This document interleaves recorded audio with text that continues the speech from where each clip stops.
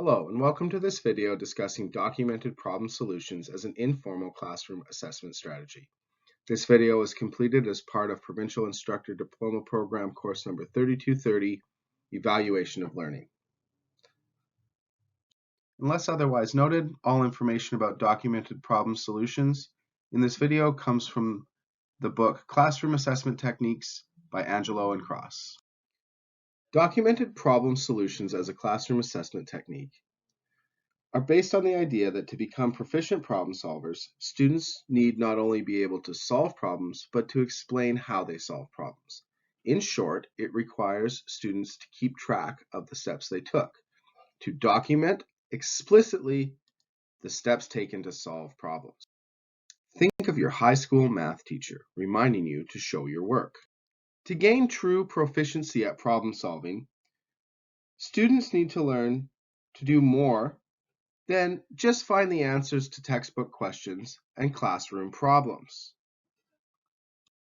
Students need to become aware of how they solved those problems and how to adapt those problem-solving routines to messy real-world problems. Documented problem solutions are also rooted in the gathering of data for the instructor. Angelo and Cross state that the purposes of documented problem solutions are 1, to assess how students solve problems, and to assess how well students understand and can describe their problem-solving methods. Although documented problem solutions can be used in any field that teaches structured approaches to problem solving, it's often associated with mathematics. And here's an example of a math question where documented problem solutions have been applied. On the left, under the diagram, we see the student's solution to the problem. It shows their arithmetic and their answer. And on the right, in red, we see the steps that they took to solve that problem written out explicitly. Angelo and Cross state that documented problem solutions focus directly on metacognitive skills, requiring the learners to make explicit each step they took in solving a problem.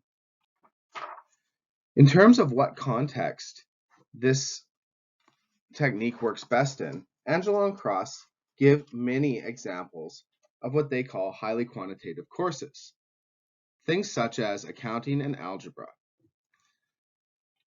In fact, one of the case studies I found talking about documented problem solving in the American Journal of Business Education is about an introductory college statistics course taught by Dr.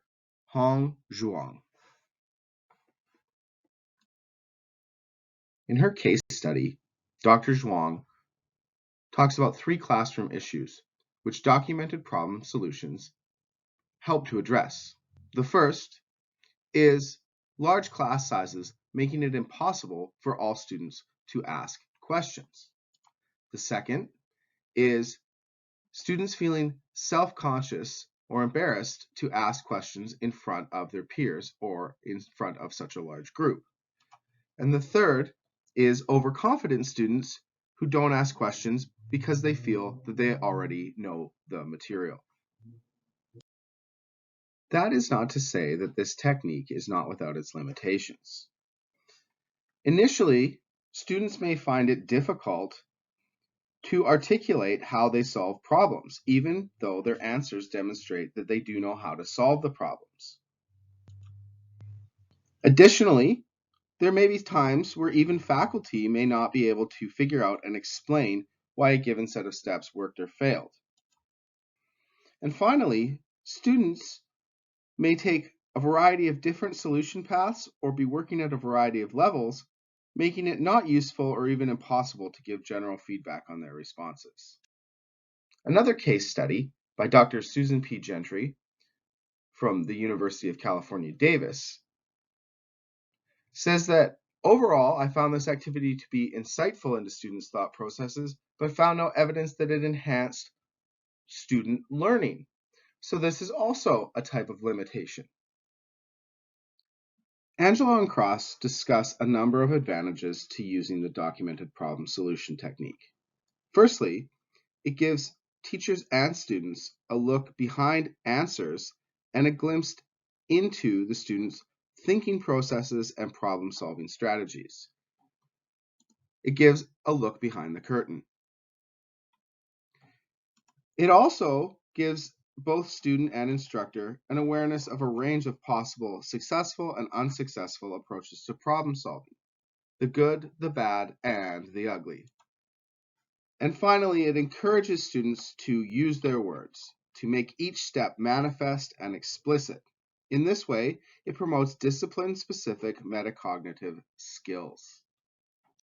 Some of the best practices for using this technique include teaching the students how to reflect on their own problem solving, or modeling how to document the steps in problem solving. Also, give the students credit for completing the assessment. Make it worth their time to provide you with the data you're gaining from it. And don't analyze or attempt to analyze more of that data than you can handle. And finally, the best practice of all is to give all students feedback. In my professional practice as a trades instructor, I have a relatively small class size of 15 to 16 students per intake. So I would provide feedback to them using the documented problem solutions technique by returning their work annotated with explanations of what worked well and what didn't in terms of the problem solutions that they documented. I hope you've enjoyed my video. Please see my works cited on the next slide. Thank you. Bye-bye.